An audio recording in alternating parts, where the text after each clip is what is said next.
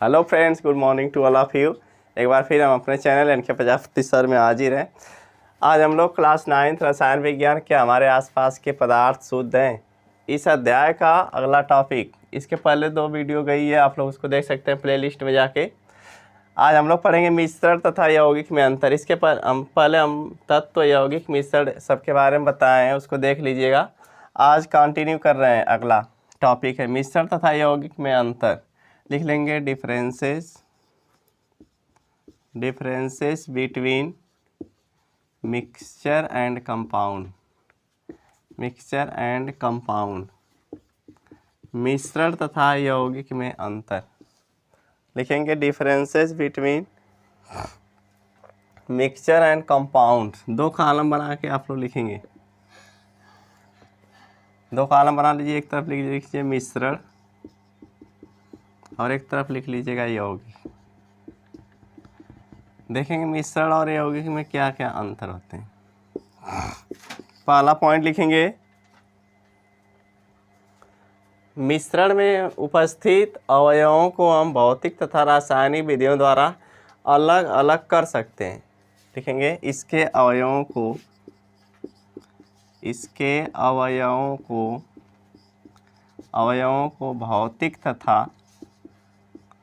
भौतिक तथा रासायनिक विधियों द्वारा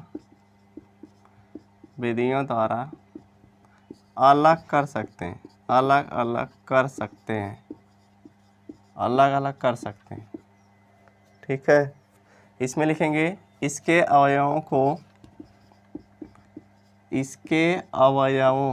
अवयव मतलब जिसको मिला के यौगिक या मिश्रण बनता है, जिन पदार्थों को, उसका अवयव कहते हैं। इसके अवयवों को भौतिक विधियों द्वारा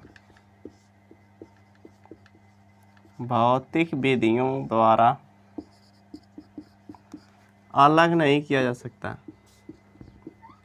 अलग नहीं किया जा सकता। नोट करेंगे, इसके अवयवों को भौतिक विधियों द्वारा अलग अलग नहीं किया जा सकता। दूसरा पॉइंट देखेंगे,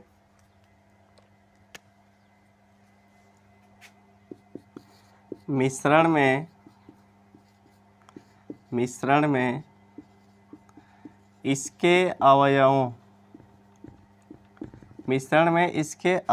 के सभी गुण पाए जाते हैं।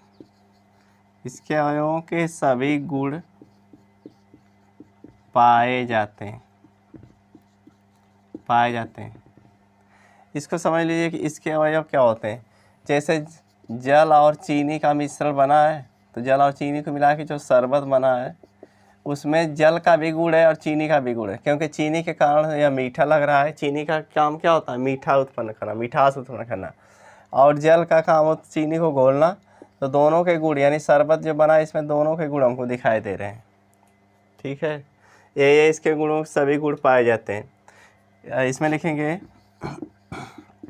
यौगिक के गुण इसके अवयवों से भिन्न होते हैं।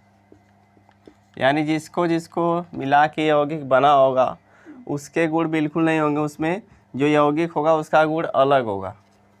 यौगिक के गुण इसके अवयवों से भिन्न होते हैं या अलग होते हैं? भिन्न होते हैं।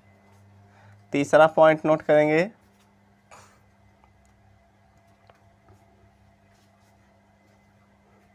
मिश्रण के बनते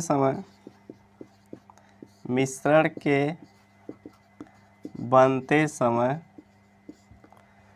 ऊर्जा न तो मुक्त होती है और न ही शोषित होती है। बनते समय ऊर्जा की आवश्यकता नहीं होती। ऊर्जा की आवश्यकता नहीं होती है। यानी ना तो ऊर्जा मुक्त होती है, कोई मिश्रण बनाएंगे न ऊर्जा मुक्त होगी न ऊर्जा अवशोषित होती है। इसमें लिखेंगे यौगिक के बनते समय ऊर्जा मुक्त होती है या अवशोषित होती है। इसमें या इसके निर्माण में ऊर्जा की आवश्यकता होती है। इसके निर्माण में ऊर्जा की आवश्यकता, इसके निर्माण में ऊर्जा की आवश्यकता होती है। नोट करेंगे 3 पॉइंट, आगे मिटा रहे हैं हम।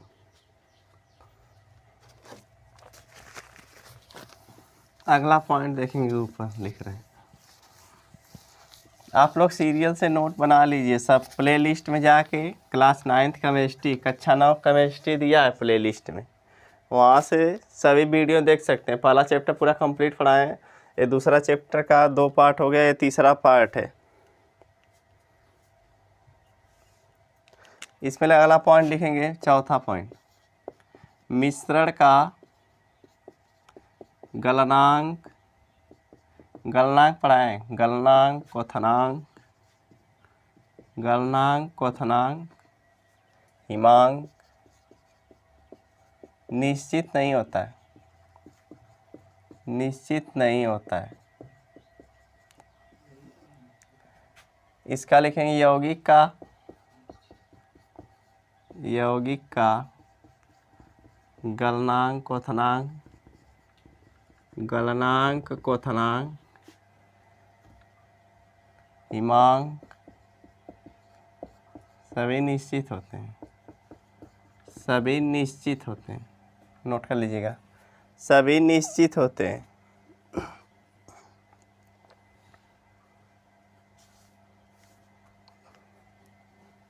अगला पॉइंट लिखेंगे, मिश्रण में, मिश्रण में तत्व या यौगिक, मिश्रण में तत्व या पदार्थ, 2 या 2 से अधिक तत्व या पदार्थ अनिश्चित अनुपात में मिले होते हैं। अनिश्चित मोस्ट इम्पॉर्टेंट पॉइंट है, अनिश्चित अनुपात में, अनुपात में मिले होते हैं। यौगिक में क्या होते हैं, तत्व निश्चित अनुपात में मिले होते हैं। इसमें लिख लीजिएगा, इसमें तत्व या पदार्थ निश्चित अनुपात में मिले होते हैं, निश्चित अनुपात में मिले होते हैं। ठीक है, अगर एक पॉइंट और लिख लीजिएगा, मिश्रण में, मिश्रण, मिश्रण में 2 या 2 से अधिक, 2 या 2 से अधिक प्रकार के अणु होते हैं। मिश्रण में 2 या 2 से अधिक प्रकार के अणु होते हैं। इसमें लिखेंगे, इसमें लिखेंगे यौगिक में एक ही प्रकार के अणु होते हैं, यौगिक में एक ही प्रकार के, एक ही प्रकार के अणु होते हैं। ठीक है, मिश्रण में, यौगिक में कई प्रकार के अणु होते हैं, इसमें 1 से अधिक प्रकार के अणु होते हैं, 2 या 2 से अधिक प्रकार के अणु होते हैं। नोट कर लेंगे।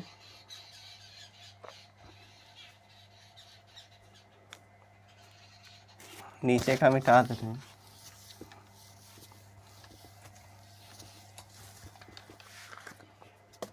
अगला पॉइंट लिख सकते हैं, एक पॉइंट और लिख लीजिए, मिश्रण विषमांग या समांग, विषमांग या समांग होते हैं, यौगिक समांग होते हैं। 7वां पॉइंट लिखिए, ये समांग होते हैं, ये समांग होते हैं। चलिए नोट कर लीजिए, ये था मिश्रण और यौगिक में अंतर। नोट करेंगे जल्दी से इसको, फटाक से नोट कर लीजिए, फटाफट। आगे हम लोग पढ़ेंगे विलयन, आगे अड़े लिखेंगे विलयन। अच्छे से नोट बना लीजिएगा, आप लोग पढ़ने में सहायता मिलेगी, अच्छा रहेगा अच्छे से नोट बनाएंगे तो। कोई चीज़ समझ में नहीं आ रही हो तो कमेंट बॉक्स में कमेंट करके बता सकते हैं। आगे अड़े लिखेंगे विलयन, विलयन, इसको कहते हैं सॉल्यूशन, सॉल्यूशन। देखिए विलयन किसे कहते हैं? विलयन दो या दो से अधिक समांगी पदार्थों के मिश्रण को विलयन कहते हैं। दो या दो से अधिक पदार्थों के समांगी मिश्रण को, दो या दो से अधिक पदार्थों के समांगी मिश्रण को विलयन कहते हैं। यानी हम कहें कि जितने भी समांगी मिश्रण हैं, समांगी जितने भी मिश्रण हैं, उदाहरण पढ़ रहे हैं ना, मिश्रण पढ़ाए हैं इसीलिए इसके पहले कि समांगी मिश्रण और विसमांगी मिश्रण। तो जितने भी हम लोग समांगी मिश्रण पढ़े हैं, समांगी मिश्रण मतलब ऐसे मिश्रण जिसमें उसके अवयवों को अलग अलग नहीं देख सकते। मतलब जैसे जल है, उसमें चीनी मिला दीजिए, नींबू मिला दीजिए, ये सब मिश्रण कैसा हो जाएगा? समांगी मिश्रण। या अल्कोहल में जल मिला देते हैं तो क्या जल और अल्कोहल अलग अलग नहीं दिखता है ना, इसीलिए वो सब समांगी मिश्रण है। तो जितने भी समांगी मिश्रण है उसी को हम लोग क्या कहते हैं? विलयन कहते हैं। तो इसकी परिभाषा लिखते हैं, दो या दो से अधिक पदार्थों के समांगी मिश्रण को विलयन कहते हैं। लिख लीजिए इसकी परिभाषा, अच्छी सी परिभाषा नोट करेंगे। दो या दो से अधिक, दो या दो से अधिक पदार्थों के समांगी, दो या दो से अधिक पदार्थों के समांगी मिश्रण को विलयन कहते हैं। विलयन कहते हैं। दो या दो से अधिक पदार्थों के समांगी मिश्रण को विलयन कहते हैं। ये विलयन की परिभाषा है, दो या दो से अधिक पदार्थों के समांगी मिश्रण को विलयन कहते हैं। जैसे नोट करेंगे, उदाहरण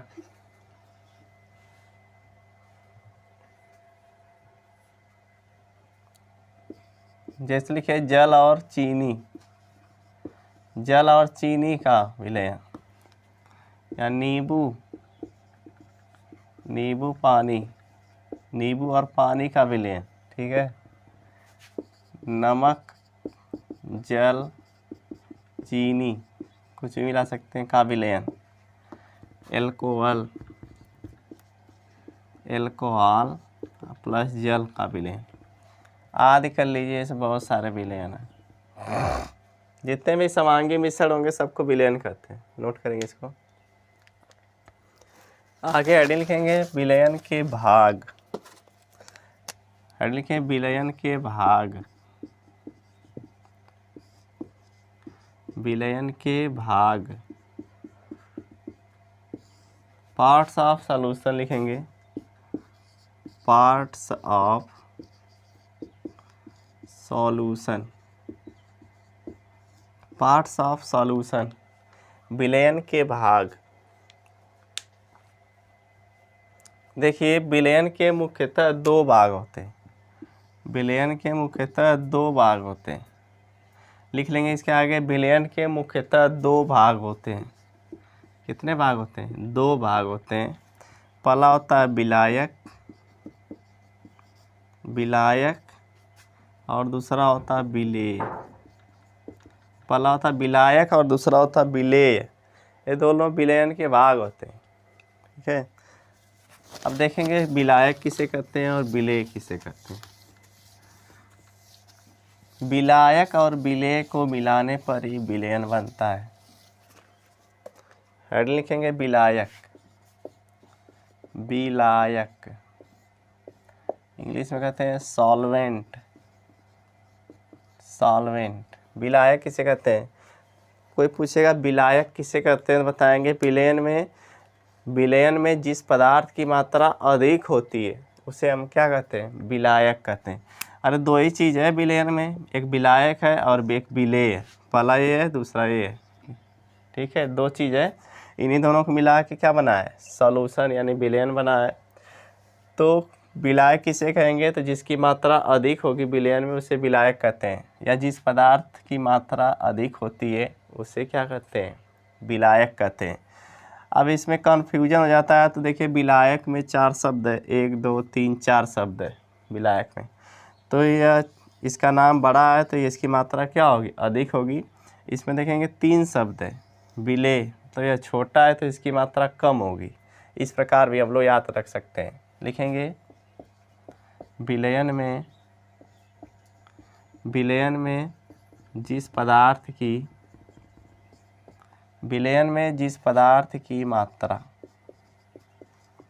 मात्रा अधिक होती है उसे विलायक कहते हैं। विलयन में जिस पदार्थ की मात्रा अधिक होती है उसे विलायक कहते हैं। ठीक है, विलायक कुछ भी हो सकता है, ये नहीं कि कोई यहाँ लिख दे जल है और चीनी है, तो यहाँ जब तक मात्रा नहीं दी रहेगी आप लोग नहीं कहेंगे कौन विलेय और कौन विलायक है। जब तक विलयन में पदार्थ की मात्रा न दी रही तब तक आप लोग मत बताइएगा कि विलय कौन विलायक है कौन विलेय। जैसे आप लोग यहाँ कह देंगे जल विलायक है और चीनी विलेय है, अभी हम कह देंगे कि 1 बोरा चीनी ले लीजिए और उसमें 1 लीटर जल घोल दीजिए, तो घोल पाएंगे? नहीं घुलेगा। तो यहाँ चीनी क्या हो जाएगी? विलायक हो जाएगी और पानी जो क्या हो जाएगा? विलेय हो जाएगा। ठीक है, तो जब तक पदार्थ की मात्रा न दी रहे तब तक हम नहीं डिसाइड कर सकते हैं कि कौन विलेय और कौन विलायक है। आगे लिखेंगे विलेय, आगे लिखेंगे विलेय सॉल्वेंट, इसको नहीं सॉरी सॉल्यूट कहते हैं। सॉल्वेंट मतलब तो होता है सॉल्यूट, ये सॉल्वेंट मतलब विलायक, सॉल्यूट मतलब विलेय। लिखेंगे, बताया ना अभी, विलयन में जिस पदार्थ की मात्रा कम होती है उसे विलेय कहते हैं, या विलयन में जो पदार्थ कम मात्रा में उपस्थित होता है उसे विलेय कहते हैं। लिखेंगे विलयन में जिस पदार्थ की मात्रा कम होती है उसे विलेय कहते हैं। कम होती है उसे विलेय कहते हैं। ठीक है, इसको नोट करें, ये दोनों विलयन के भाग हैं। नीचे यहाँ लिख लीजिएगा विलयन बराबर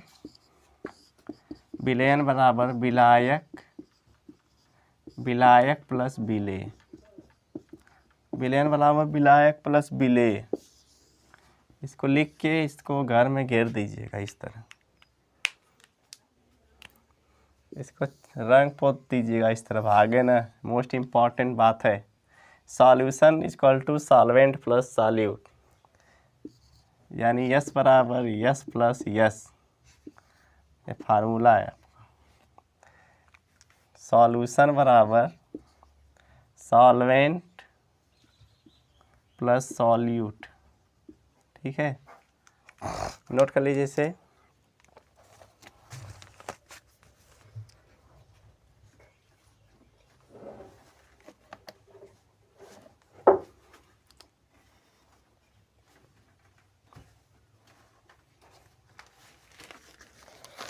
मिटा दे रहे हैं इसको।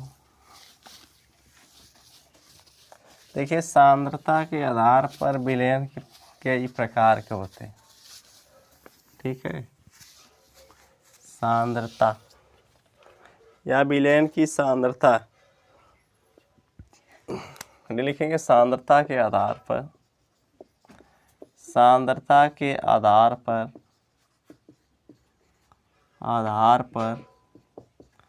विलयन के प्रकार,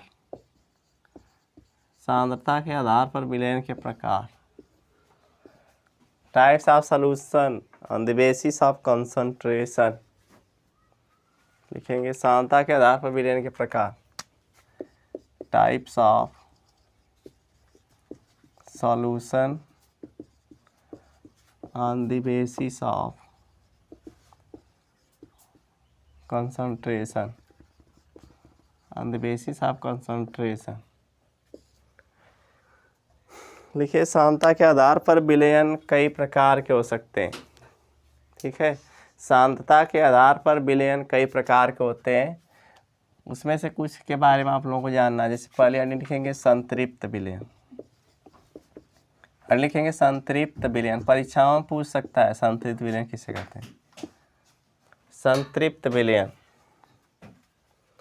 नोट करेंगे एडिंग, इसको इंग्लिश में कहते हैं सैचुरेटेड सॉल्यूशन। सैचुरेटेड सॉल्यूशन, संतृप्त विलयन।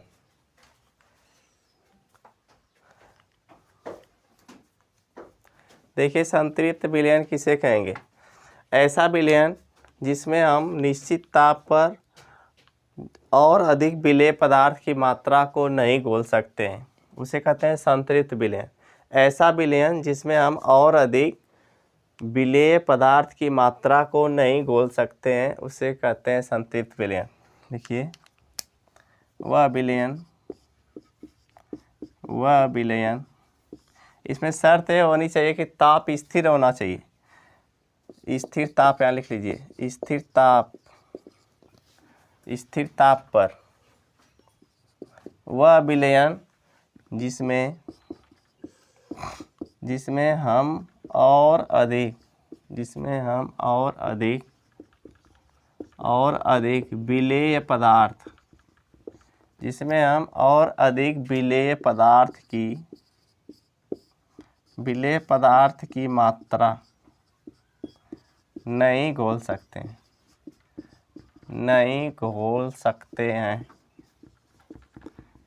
सकते हैं, उसे संतृप्त विलयन कहते हैं। सैचुरेटेड सॉल्यूशन, उसे संतृप्त विलयन कहते हैं।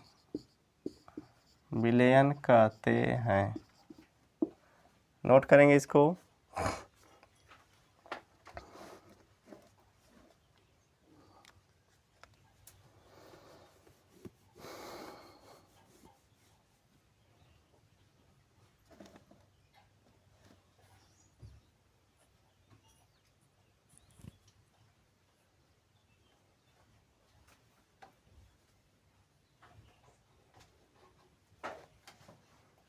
नोट कर लीजिए इसको। वह विलयन जिसमें हम और अधिक विलेय पदार्थ की मात्रा नहीं घोल सकते हैं, उसे संतृप्त विलयन कहते हैं। ठीक है, दूसरा नोट करेंगे असंतृप्त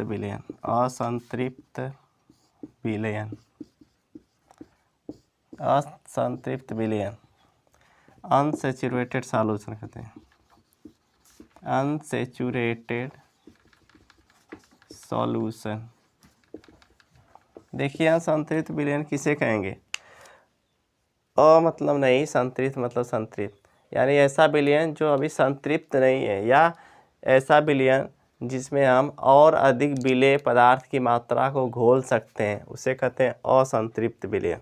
नोट कर लीजिए, वह विलयन जिसमें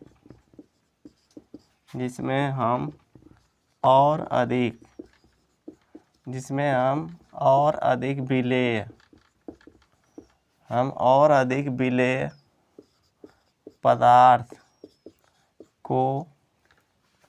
विलेय पदार्थ को घोल सकते हैं, उसे असंतृप्त विलयन कहते हैं। लिख लीजिएगा, उसे असंतृप्त विलयन कहते हैं। नोट करेंगे इसको जल्दी से।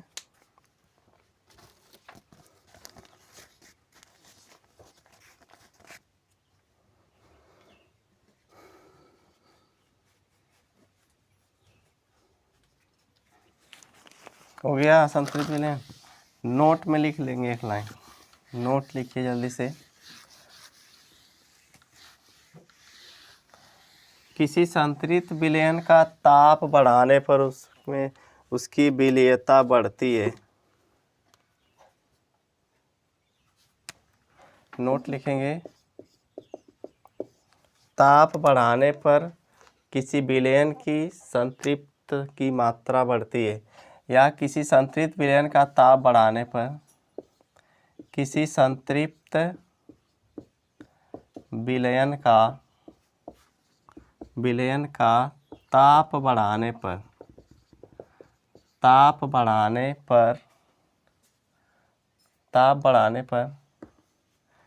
उसकी विलेयता बढ़ती है।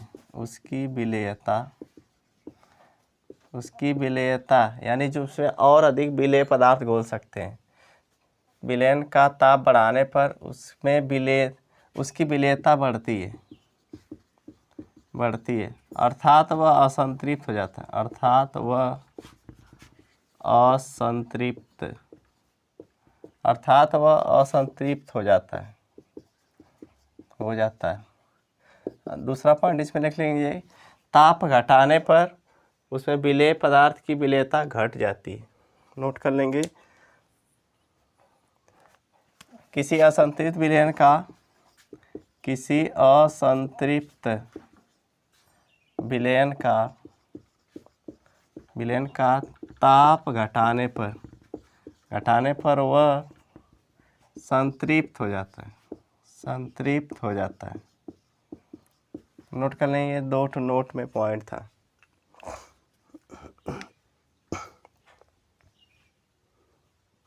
ठीक है, इसको नोट कर लेंगे।